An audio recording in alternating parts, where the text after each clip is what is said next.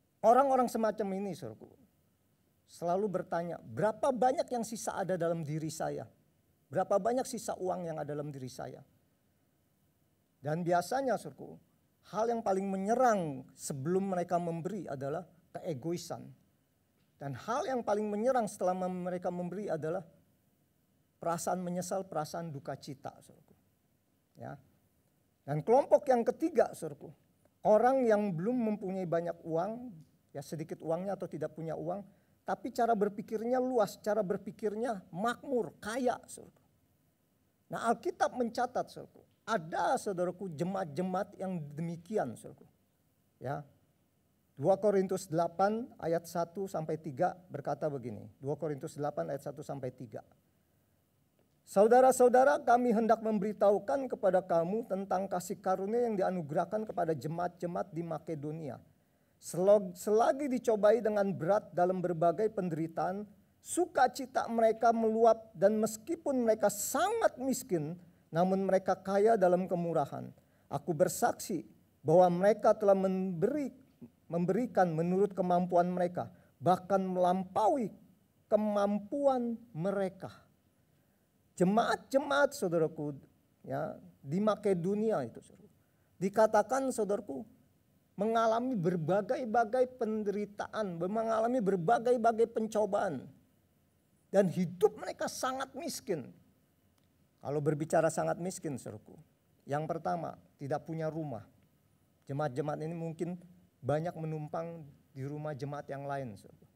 Dan yang kedua, makan juga, saudaraku, mungkin dua hari satu kali, saudaraku. Tapi mereka berkelimpahan dalam memberi, saudaraku. Mereka sangat bersukacita mereka untuk memberi, sekalipun mereka mengalami berbagai-bagai penderitaan, berbagai-bagai pencobaan. Siapa di sini yang sangat miskin dan mengalami berbagai-bagai pencobaan? Ada? Mungkin saudara ketika epidemi COVID ini melanda, saudara mungkin gajinya dipotong, itu belum miskin. Atau mungkin saudara kehilangan pekerjaan, tapi saudara masih punya rumah, masih bisa makan, itu belum miskin. Tapi jemaat saudara di Makedonia itu sangat luar biasa sekali. Ya, mereka berkelimpahan di dalam memberi, lebih daripada apa yang diharapkan oleh rasul-rasul. Kenapa bisa begitu? Karena pikirannya makmur, pikirannya kaya. Amin. Ya. Saudara, kalau saudara dalam keadaan misalkan sekarang ini, dalam keadaan tidak punya uang, jangan berkecil hati. Kenapa? Karena Allah sanggup, saudara, memberikan kemampuan pada saudara untuk apa? Untuk supaya saudara bukan hanya mencari uang, tapi uang itu yang mencari saudara. Kalau saudara mencari uang, mengejar uang, berarti uang menjadi kepala, saudara menjadi ekor. Padahal firman Tuhan mengatakan Ulangan 28, Tuhan merancangkan hidup kita menjadi kepala bukan ekor. Artinya apa? Ya, artinya saudaraku, saudaralah yang harus menjadi kepala, saudara harus menjadi pemimpin, dan uang yang mengikuti saudara. Nah, caranya bagaimana, saudara? Ulangan 8 ayat 18 berkata begini. Tetapi haruslah engkau ingat kepada Tuhan Allahmu, sebab Dialah yang memberikan kepadamu kekuatan untuk memperoleh kekayaan, dengan maksud meneguhkan perjanjian yang diiklarkannya dengan sumpah kepada nenek moyangmu seperti sekarang ini. Ya, dalam bahasa Indonesia dikatakan Tuhan memberikan kita kekuatan untuk memperoleh kekayaan. Tapi dalam bahasa Inggrisnya, saudaraku, kalau saudara baca versi NIV dikatakan begini. But remember the Lord your God, for it is He who gives you the ability to produce wealth and so confirms His covenant which He swore to your forefathers as it is today. Saudara harus maklum karena bahasa Inggris saya dari lulusan SD negeri. Saudaraku. Dikatakan, saudaraku, Tuhan yang memberi saudara ability, kemampuan. Setiap kita harus memiliki kemampuan. Kalau kita bisa menemukan kemampuan kita dan mengembangkan kemampuan kita, maka saudaraku, saudara nggak perlu cari uang. Justru uangnya akan mencari saudara. Ya. Tapi kalau saudara tidak menemukan, saudaraku, kemampuan saudara, apalagi sampai tidak bisa mengembangkan kemampuan saudara, maka saudaralah yang mengejar uang, bukan uang yang mengejar saudara. Ya. Saya kenal seorang bapak dari Indonesia, punya anak 5. Saudaraku. Di Indonesia dia, ini saudaraku, dia betul-betul kehidupannya, ekonominya itu hanya pas-pasan saja. Kadang-kala tidak mencukupi. Lalu dia teringat akan temannya yang ada di Australia, saudaraku. Dia hubungin, dia katakan, bolehkah saya ngadu nasib di Australia? Saya nggak kenal siapa-siapa, cuman kamu. Oh boleh, kamu datang aja kemari. Soal tiket pesawat saya yang bayarin, karena temannya ini saudaraku punya uang, pikirannya makmur. Lalu bapak ini membawa yang keluarganya saudaraku ke Australia. Dan di Australia saudaraku dia dapat pekerjaan.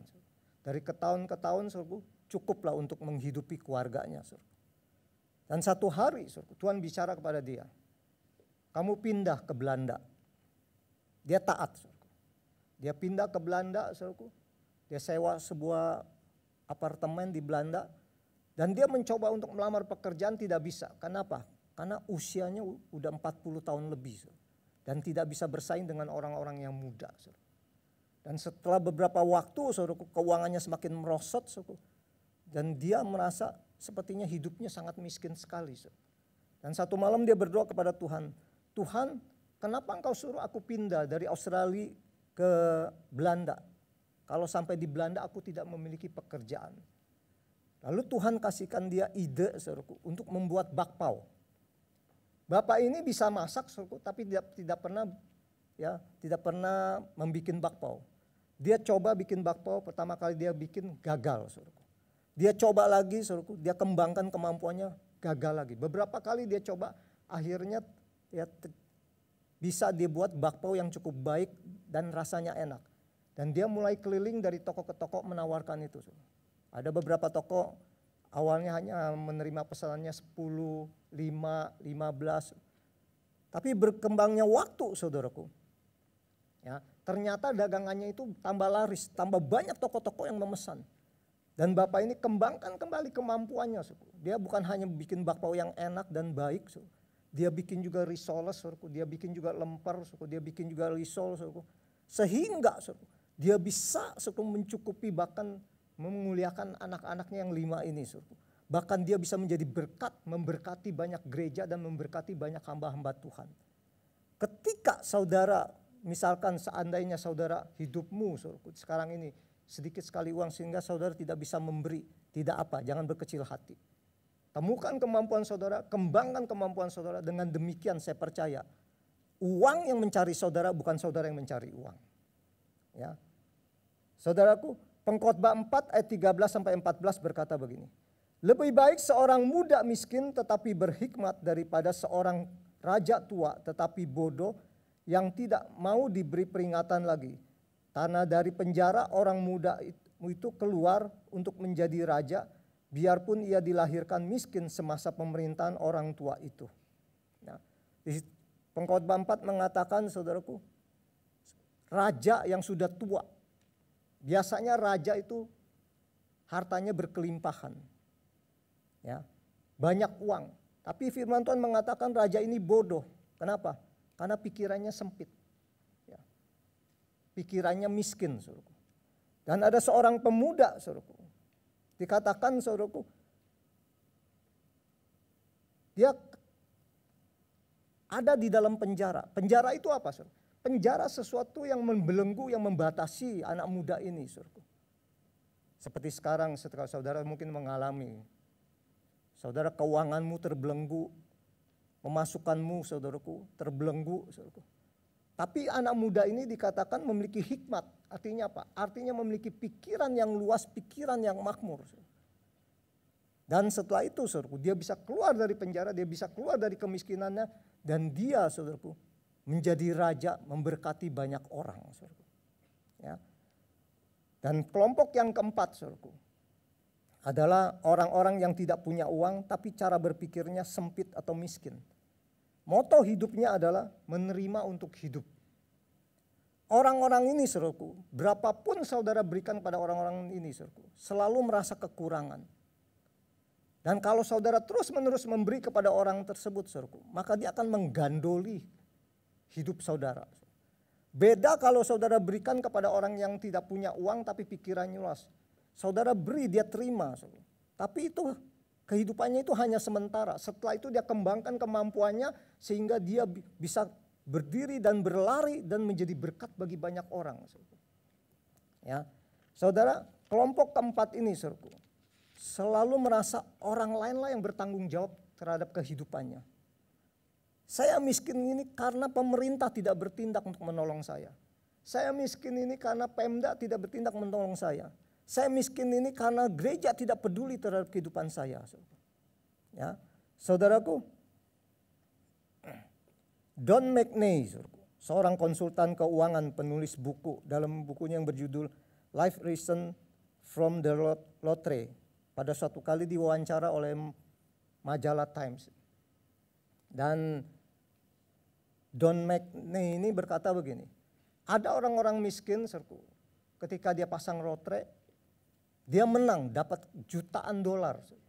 Tapi berjalannya waktu, kehidupannya bukan makin membaik. Ya, ada yang pisah dengan pasangannya, saudaraku. Ada yang bunuh diri, ada yang, saudaraku, sencingping, saudaraku. Kenapa? Karena, saudaraku, kata kaya dalam bahasa Ibrani, ya, itu adalah kabet, artinya berat. Nah, waktu orang miskin ini mendapatkan uang yang begitu berlimpah-limpah, saudaraku, dia tidak siap. Sesuatu yang dia terima itu begitu berat sehingga itu menghancurkan hidupnya, saudaraku. Ya. Menurut National Finance Education, saudaraku, di Amerika, kalau seseorang yang tidak punya uang tiba-tiba dapat uang yang berkelimpahan, saudaraku, maka, saudaraku, setelah beberapa tahun kehidupannya lebih buruk daripada sebelum dia menerima uang yang berlimpah-limpah, saudaraku. Ya. Dan kelompok yang keempat ini, saudaraku, ada juga orang-orang yang berpura-pura kaya. Ya. Amsal 13 ayat 7 berkata begini, ada orang yang berlagak kaya tetapi tidak mempunyai apa-apa, ada pula yang berpura-pura miskin tetapi hartanya banyak. Ya. Saudara, orang ini berpura-pura kaya. Kalau tampil harus keren, kalau tampil harus memiliki barang-barang yang bermerek, saudaraku. Padahal barang-barang yang bermerek ini, saudaraku, ya, dia hanya mengandalkan beberapa kartu kredit, saudaraku. Dan hidupnya selalu dikejar-kejar oleh debt collector, saudaraku.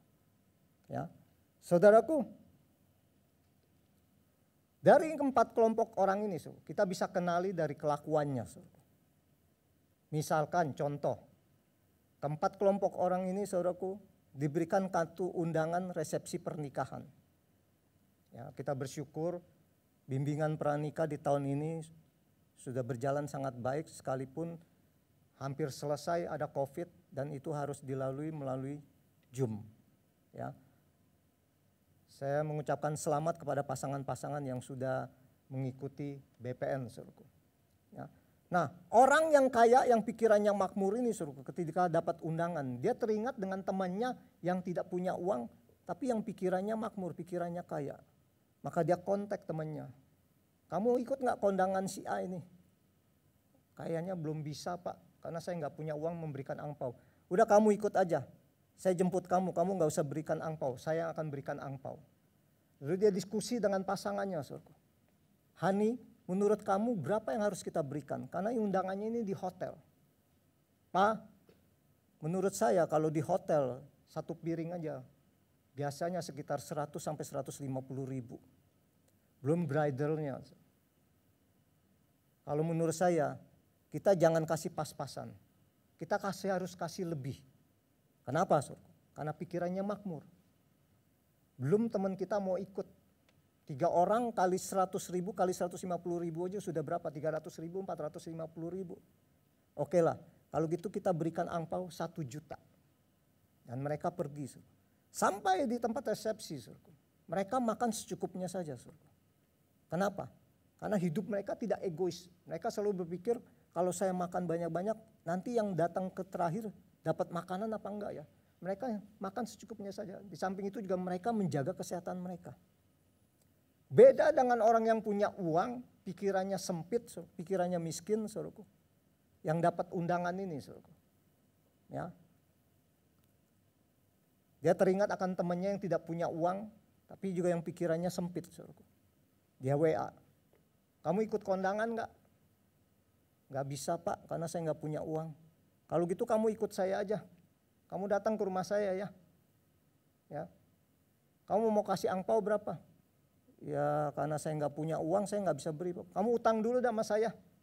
Kamu ya anggap aja kamu mau kasih 50.000 ya. Oke Pak. Lalu diskusi dengan pasangannya. Hani, menurut kamu ini pasangan ini yang akan nikah kita mau kasih angpau berapa? Menurut saya Pak, cukup 50.000. 50.000 makan di warteg aja bisa 5 piring. Kita cuma bertiga masih ada sisa 2 piring. Kenapa? Karena prinsipnya saudaraku, pemasukan yang sebesar-besarnya, pengeluaran yang sekecil-kecilnya saudaraku. Ya. Nah, lalu mereka bertiga datang saudaraku ke tempat resepsi. Dalam pikiran mereka udah tertanam 5 macam makanan karena 5 piring. Makan dulu saudaraku, kambing guling. Ya. Makan kemudian lontong cap gome, itu yang kedua. Yang ketiga saudaraku, makan yang sepuasnya. Lalu udah mulai terasa kenyang, barulah mereka makan nasi dengan lauk pauknya. Piringnya segunung. Ya. Setelah makan saudaraku, mereka berpikir masih ada sisa 1 macam makanan yang belum dimakan lagi. Orang kaya yang pikirannya sempit ini bertanya pada temannya, kamu gimana? Masih kuat nggak makan? Waduh, saya nggak kuat Pak, udah begah. Bapak, saya juga nggak kuat. Udah kita bungkus saja Pak. Loh, bungkus? Mau bungkus pakai apa? Jangan khawatir Pak, saya udah siapkan kantong kresek dari rumah 3 Pak. Nah pikiran orang yang sempit seperti itu saudaraku. Saudara, mungkin saudara bertanya, kenapa pemain-pemain sepak bola profesional seperti Messi atau Ronaldo saudaraku tidak mau di bangku cadangkan? Mereka dibayar 1 minggu jutaan dolar. Kalau kita kerja di perusahaan hanya dibayar beberapa juta rupiah. Tapi mereka beda. Mereka dibayar setiap minggu jutaan dolar. Ya. Padahal kalau mereka di bangku cadangkan saudaraku, mereka tidak perlu bermain, nggak perlu berkeringat, nggak perlu kejar-kejar bola, nggak perlu ditackle oleh lawan jadi memar-memar. Dan mereka tetap dibayar setiap minggunya jutaan dolar. Kalau mereka di bangku cadangkan saudaraku, ya beberapa kali pertandingan mereka bisa marah sama manajernya, bisa marah sama pelatihnya. Saudara. Dan bagi mereka lebih baik mereka pindah ke klub yang lebih kecil, sekalipun menerima saudaraku bayaran yang lebih kecil. Saudara. Dan ini yang seringkali tidak didapati oleh orang-orang Kristen. Saudaraku. Kenapa bisa begitu? Karena bagi mereka lebih baik mereka berperan saudaraku daripada mereka menjadi penonton. Ya, lebih baik kita berperan untuk memberi daripada kita menjadi penonton. Amin. Ya. Saudaraku, saya diberkati dengan kehidupan seorang hamba Tuhan. Ya, kalau saudara pernah baca buku, saudaraku, Purpose Driven Life, saudaraku, Rick Warren, penulisnya Rick Warren itu sangat memberkati sekali, saudara. Rick Warren ini saudaraku, seorang hamba Tuhan, seorang gembala senior gereja Saddleback di California. Dan waktu dia jadi pertama kali jadi gembala, dia udah komitmen dia nggak akan melakukan siaran khotbah melalui radio ataupun melalui televisi. Karena dia nggak mau menjadi seorang selebriti yang banyak disorot dan banyak pujian. Dia nggak mau. Ya. Saudaraku, setelah bukunya terjual lebih dari 20 juta ekslamper. Setiap bulannya dia mendapati uang yang berkelimpahan saudaraku. Dan dia memutuskan saudaraku. Selama 25 tahun dia digaji oleh gereja, dia memutuskan tahun itu. Dia kembalikan semua gaji gereja. Bahkan dia gunakan saudaraku pemasukannya tuh 91% untuk memberkati gerejanya, untuk memberkati orang-orang di sekitarnya. Orang-orang yang gak mampu. Dia dengan istrinya hanya memakai 9% dari kehidupan daripada penghasilannya sisanya itu. Dan rumahnya dia nggak pernah beli rumah yang baru, tetap rumah yang dulu yang udah puluhan tahun yang dipergunakan. Dia juga berkata, kalau saya mau saya bisa membeli sebuah pulau, kalau saya mau saya bisa membeli sebuah mobil yang mewah, tapi dia nggak lakukan itu. Dan dia juga menggunakan mobil Ford yang sudah 15 tahun yang dia pakai. Dan dia juga mengenakan jam tangan yang harganya hanya sekitar Itu sekitar kurang lebih 250.000 rupiah. Kenapa Rick Warren dan istrinya bisa begini, saudaraku? Karena bagi mereka hidup hanya untuk memuliakan Tuhan. Hidup hanya untuk bisa menjadi berkat bagi banyak orang. Hidup hanya bisa menjadi berkat untuk banyak gereja, saudaraku. Saudaraku, ketika saudara memiliki pikiran yang luas, pikiran yang makmur, saudaraku, ya, maka dunia saudara akan semakin luas juga. Saudara. Dunia itu apa, saudaraku? Dunia itu adalah kepercayaan. Dunia itu, saudaraku, adalah tanggung jawab. Dunia itu adalah pengaruh. Ya. Ketika semakin saudara banyak memberi karena pikiran saudara kaya makmur, saudaraku, maka saudaraku, pengaruh saudara akan semakin bertambah besar. Ya. Tanggung jawab saudara akan semakin tambah besar. Dan kepercayaan yang diberikan kepada saudara, oleh mitra-mitra bisnis saudara, akan semakin besar. Dan semakin besarnya dunia saudara, sudah pasti berkat juga semakin besar. Diberkatilah saudara bukan hanya mendengarkan, tapi juga yang melakukan firman Tuhan. Ya. Mari kita datang kepada Tuhan, saudaraku. Saya undang tim musik bisa maju ke depan. Kita akan naikkan satu pujian. Ku tak membawa apapun juga, hati seorang hamba.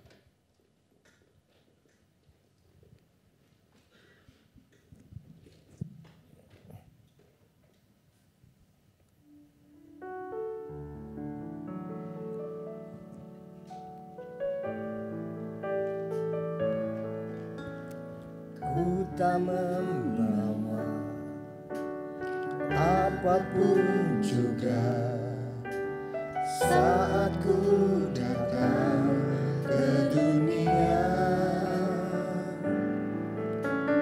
Ku tinggal semua pada akhirnya saat ku kembali ke surga.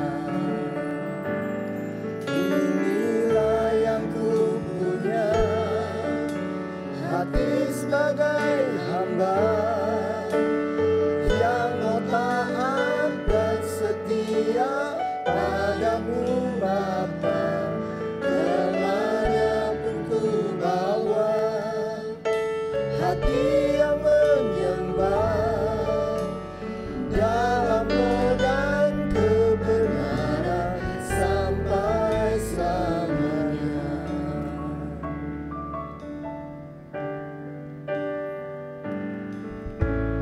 Ku tak membawa apapun juga saat ku datang ke dunia.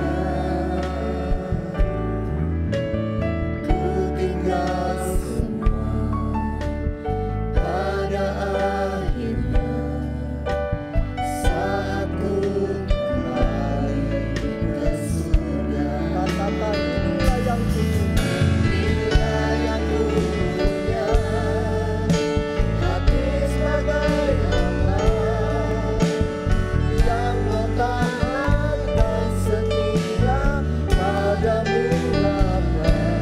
Kemanapun ku bawa, hati yang menyembah dalam roh dan kebenaran sampai selamanya. Inilah yang ku punya, inilah yang ku punya, hati sebagai hamba yang mau taat dan setia padamu Bapa. Kemanapun ku bawa, hati yang menyembah dalam roh dan kebenaran sampai selamanya.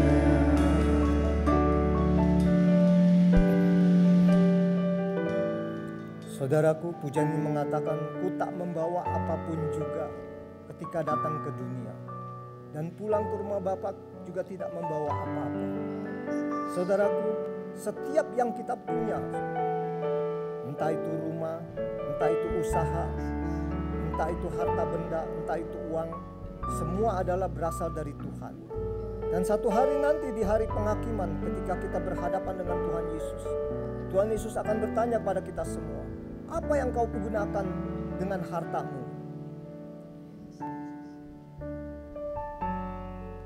Apa yang saudara pergunakan dengan uangmu? Pada pagi hari ini saudara, jadilah orang yang memiliki pikiran yang luas, pikiran yang makmur. Sekalipun saudara memiliki banyak uang, jadilah orang yang memiliki pikiran yang luas, pikiran yang makmur, sekalipun saudara belum memiliki uang. Karena dengan demikian saudara, hidup saudara, dunia saudara akan semakin besar, semakin luas. Dan ketika dunia saudara semakin luas, maka pengaruh, tanggung jawab, kepercayaan akan semakin besar juga. Dan hidup saudara pasti diberkati Tuhan. Pada pagi hari ini saya tantang saudara, siapakah di antara saudara yang ingin berkata, Tuhan aku mau masuk dalam kelompok yang pertama, yaitu orang yang mau punya uang, tapi juga memiliki pikiran yang makmur, pikiran yang kaya, pikiran yang luas. Atau saudara sekarang ini belum punya uang, saudara belum bisa memberi, jangan berkecil hati. Dan saudara berkata, Tuhan aku mau mengembangkan kemampuanku, aku mau mengembangkan kapasitasku, sehingga aku bisa berlari dan menjadi berkat bagi banyak orang. Kalau saudara orangnya, letakkan tangan kanan saudara di dada saudara. Saya akan berdoa untuk saudara. Bapa, engkau lihat tangan-tangan yang diletakkan Tuhan, dari jemaatmu, GB Citra Family. Pagi hari ini mereka berkata Tuhan, bahwa mereka ingin menjadi orang yang punya uang, tapi juga yang memiliki pikiran, hati yang luas, hati yang makmur. Sehingga mereka mau memberi dan memberi dan memberi dan menjadi berkat bagi gereja-gerejamu dan menjadi berkat bagi banyak orang. Komitmen mereka Bapa, Engkau menilik setiap hati kami dan Engkau yang memberkati semua saudara-saudara kami yang ibadah online maupun yang offline ini Bapa. Kami percaya ketika kami memiliki pikiran yang luas, pikiran yang makmur, maka dunia kami akan semakin luas. Dengan dunia kami semakin luas, hidup kami akan semakin banyak memberi dan banyak memberi lagi Bapa. Berkati Tuhan setiap jemaatmu di tempat ini. Berkati juga hambamu Tuhan, Bapak Gembala gereja kami Tuhan, Bapak Yonas Prajono. Kami bersyukur tubuhnya selalu sehat, keluarganya juga dalam lindungan-Mu. Biarlah Tuhan, visi yang Tuhan tanamkan di hati Bapak Gembala semakin memperlebar kerajaan Allah. Hamba-Mu selesai berbicara, hamba percaya firman yang kami terima Tuhan, bukan hanya untuk diri kami, tapi juga kami akan bagikan pada keluarga kami, supaya hidup mereka juga memiliki gaya hidup yang memberi. Terima kasih Bapak. Saudaraku, sebentar kita akan menerima berkat melalui doa dari Bapak Gembala kita.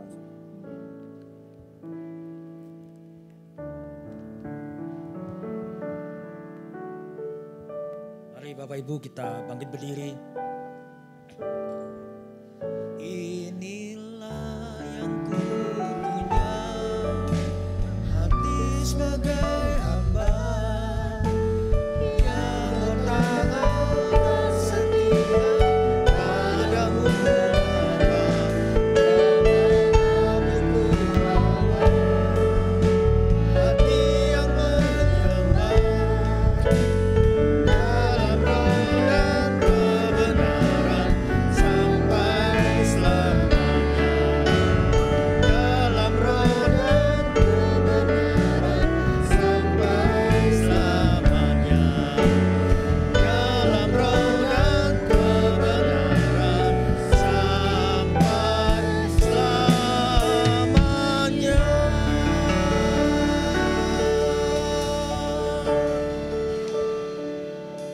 Hidup yang Tuhan berikan kepada kami adalah sebuah anugerah.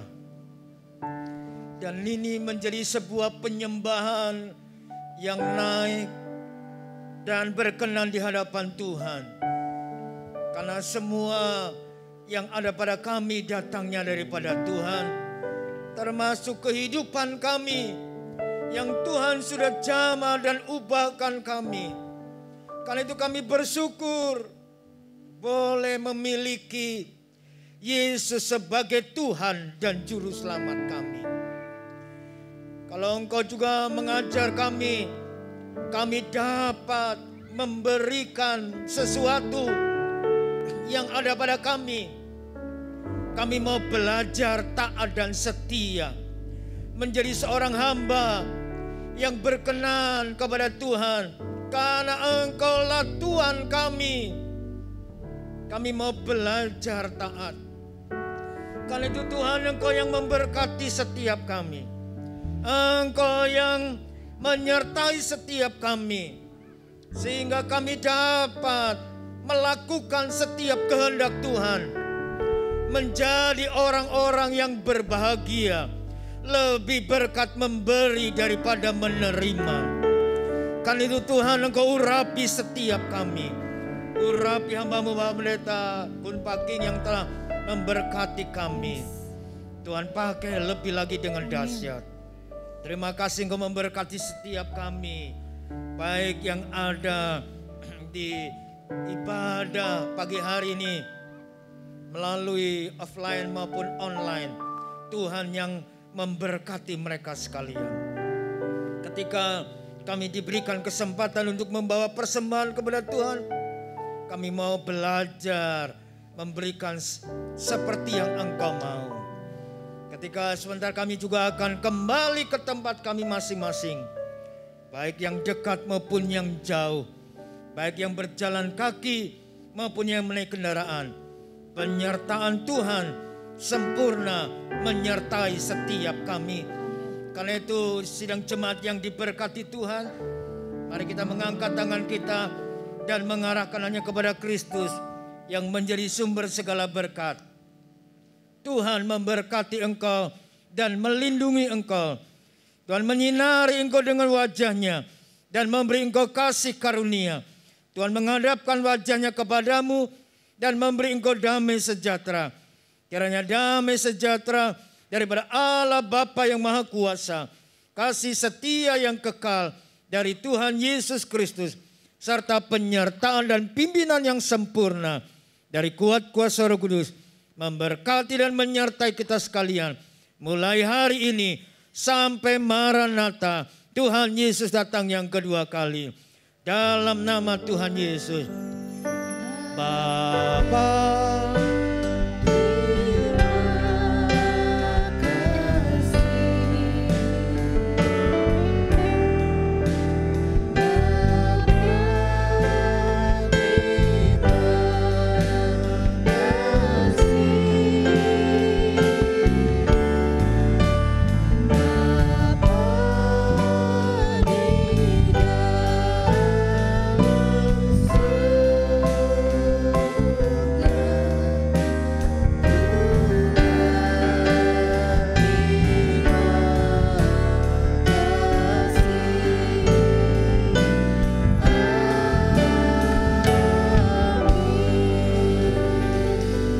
Bisa bersatu di Bismillah, selamat pulang dan Tuhan Yesus memberkati.